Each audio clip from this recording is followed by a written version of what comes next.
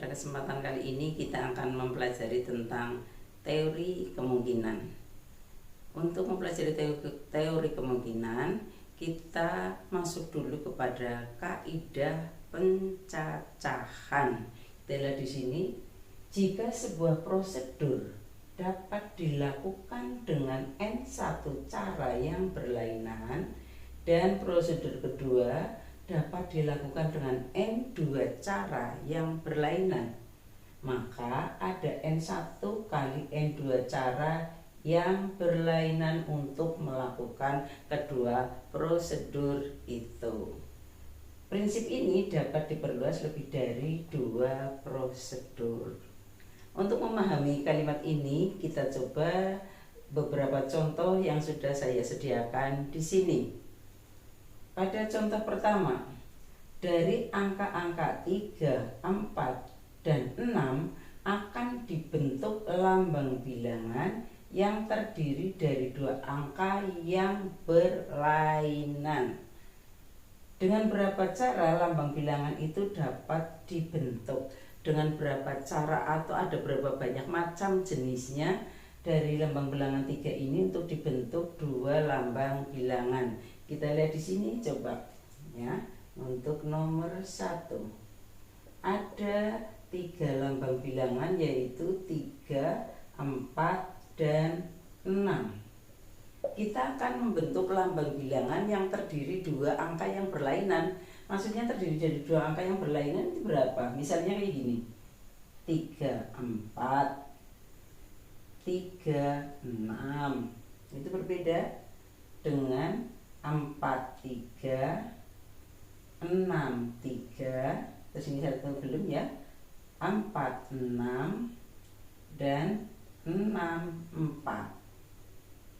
Ini berbeda. Kalau 3, 3 itu artinya bilangannya, lambang bilangnya sama. Nah ini yang berbeda. Ternyata ada berapa? Ada 6.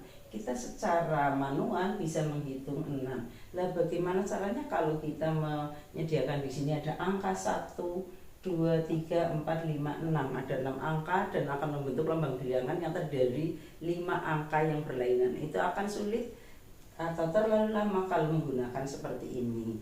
Mari kita menggunakan kaidah pencacahan.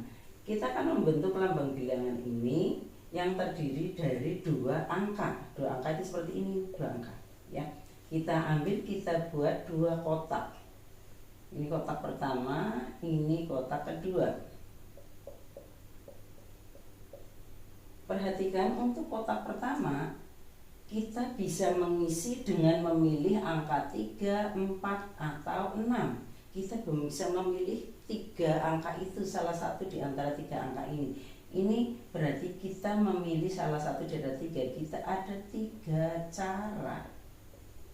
Kemudian setelah salah satu angka ini masuk ke dalam kotak pertama, maka kotak kedua tinggal hanya 2 angka. Entah itu siapa. Kalau yang masuk sini angka 6 berarti tinggal kita memilih 3 atau 4 dan seterusnya. Maka di sini ada 2 cara. Jadi ada 3 kali 2 cara, ada 6 cara. Nah ini dengan cara kaidah pencacahan kita bisa menggunakan seperti ini. Ketemu dengan cepat menjadi ada 6 cara. Sekarang lanjut untuk soal kedua. Ada 3 kota A, B, dan C.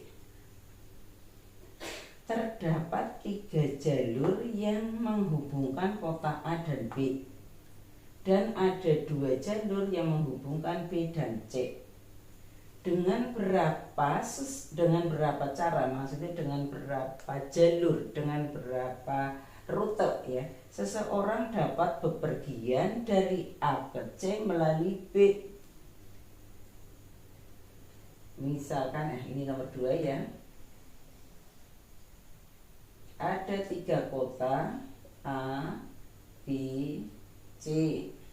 Dari kota A ke B ada 3 jalur atau 3 jalan. Dari kota B ke C ada 2 jalan. Jika ada seseorang akan pergi dari A ke C tapi harus melalui B, maka kita tahu bahwa mungkin si orang itu akan melalui ini, jalan ini, terus ke sini. Nah, sampai di C, atau dari sini dia ke sini. Itu sampai ke C juga, atau lewat sini ke sini, lewat ini ke sini, dan lewat ini ke sini. Itu jadi kita tahu di sini ada 3 jalur, ini berarti 3 cara.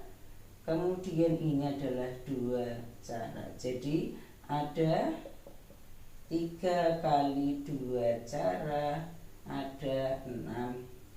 3 kali 2 cara ya, sama dengan 6 cara atau 6 jalur. Lanjut, sekarang lagi. Ini hampir sama ya, tapi agak panjang sedikit. Nomor 3.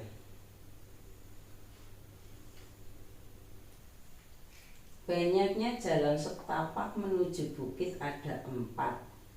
Ada 4 jalan untuk menuju satu bukit. Dengan berapa cara seseorang dapat menaiki dan menuruni bukit itu jika yang pertama, turunnya boleh melalui jalan yang sama. B, turunnya tidak boleh melalui jalan yang sama. Jadi di sini ada 4 jalur untuk naik ya ke suatu bukit. Misalkan begini, jalur 1, 2, 3, 4. Ada 4 jalur. Nah, ini ada 4 jalur. 1, 2, 3, 4. Kalau dia pertanyaan A, naik terus turunnya boleh melalui jalannya sama, berarti kalau misalkan dia naik dari sini turun lewat sini itu boleh.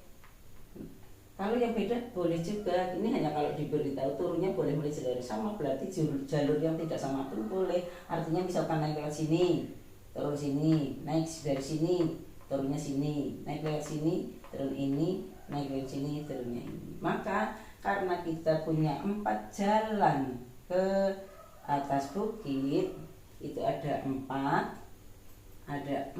jalan. Kemudian turunnya karena boleh jalur yang sama sehingga tidak ada yang dihindari, jadi ada 4 juga. Jadi ada 4 kali 4 cara sama dengan 16 cara atau jalur untuk naik dan turun bukit itu. Lanjut yang B. Dengan berapa cara kalau turunnya tidak boleh lewat jalur yang sama. Jadi andaikan kita naik lewat sini, itu yang lewat sini turunnya nggak boleh, jadi hanya bisa lewat ini atau ini. Kalau naiknya lewat sini, berarti lewat turunnya lewat sini nggak boleh, jadi hanya bisa melalui jalan ini atau ini. Jadi turunnya hanya ada 3 cara, naiknya ada 4. Jadi ada 4 kali 3 cara sama dengan 12 cara yang untuk turun tidak boleh melalui jalur setapak yang sama. Demikian untuk kali ini, kita masuk pada kaidah pencacahan. Saya sajikan 3 contoh soal, mudah-mudahan kalian mengerti. Selamat belajar.